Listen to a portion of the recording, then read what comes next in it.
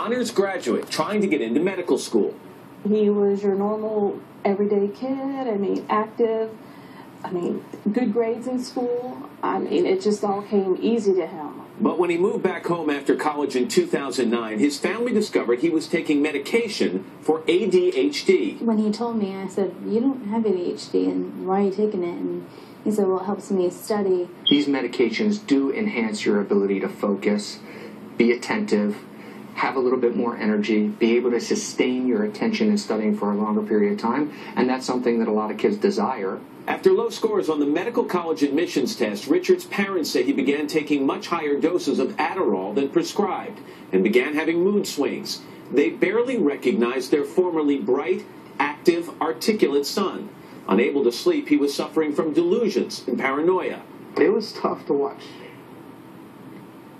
him go through that.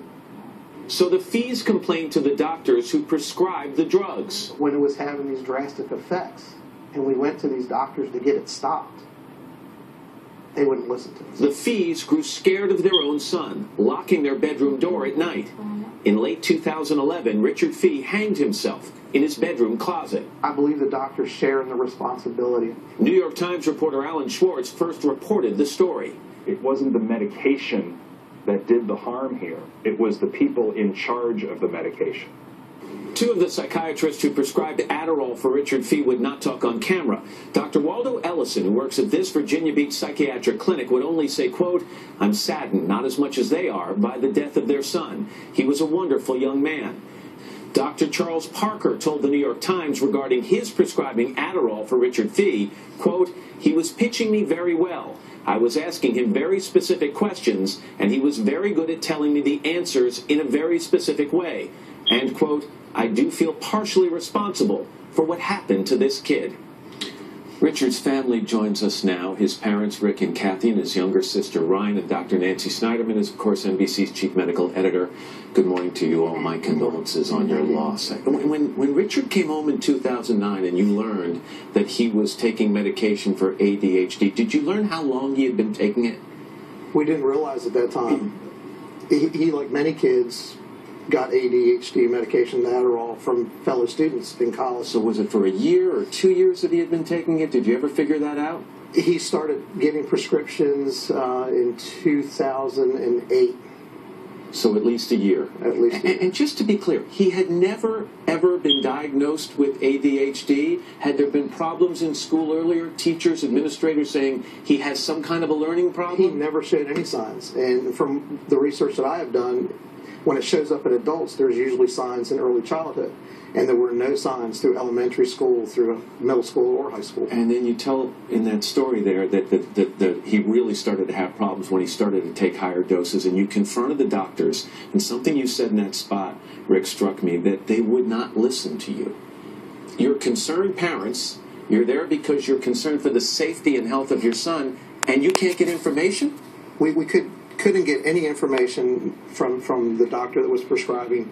He basically wouldn't speak to us on any level, not as a doctor speaking to a parent or as a human. Citing privacy reasons? He did state that he had talked to a previous family and he had gotten sued, so he was worried about covering himself. This is HIPAA. These are HIPAA laws. This is the downside of patient privacy, and it's where doctors have to have some common sense that when they see a child in crisis, and even though we're talking about a young adult, it's still a child who is abusing prescription drugs, may have underlying anxieties or psychiatric problems, and it's a time to loop the family in. From the company that makes Adderall, here's a statement. Adderall is a Schedule II controlled substance, and the package insert clearly states the risks associated with incorrect dosage, misuse, or abuse, and recommends that doctors properly monitor patients. This medicine is not recommended for patients with a history of drug abuse. Adderall is one of many prescription drugs subject to abuse. You have any doubt that your son was addicted physically and emotionally to this drug? I have no doubt at all. Absolutely not. It's a very dangerous drug. It changed him from the person that he was to what he became. And we just could not get any help from the doctors as much as we pleaded with them and told them what was was going on. Rare, extreme? I mean, are we looking at one case that is not representative of the total? Yes, but one kid dead is too many. So we have to remember that when properly diagnosed, that means with real thorough testing and looking at a child's history and the lowest dose necessary, it can be a great drug. But 50, 60, 70, 80 milligrams, and then a child exhausting a month's supply in 14 days, those are huge warning signs. And the psychosis and paranoia that comes with it, it's a real crash and burn scenario. And Kathy, that one Dr. Parker who said that talking about prescribing your son this drug, saying he was pitching me very well. I was asking him specific questions. He was very good at telling me the answers in a very specific way, making it sound as if your son knew exactly what he was doing in trying to continue his use because he was addicted. Correct. That's correct. I mean, at the same time, before he saw Dr. Parker, he was seeing a therapist, and I actually sat down and talked to her and told her the issues of what was going on. And, you know, she was trying to work with us, but still, the next month, Richard went back, and they increased the dosage of the Adderall. That's what we don't understand. The helplessness you felt as a family, as parents. And Ryan, I just want to bring you here at the end. You're a student, right? Yes.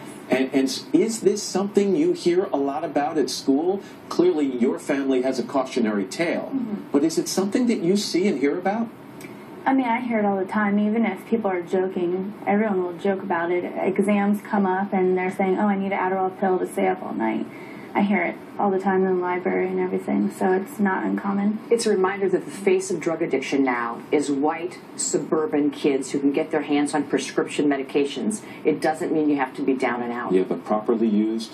Properly used, fine. But when you can game the system and these smart kids know what to say to doctors, and doctors are not putting down strict parameters, and when you can buy something for $5 or $10 from your roommate, we are at a crisis in this country. In case there are other Richards out there, I think it's really great that you guys are coming forward, sharing this story, and I know how painful it is, but thank you. Thanks. I appreciate it. And we're going to be right back after this.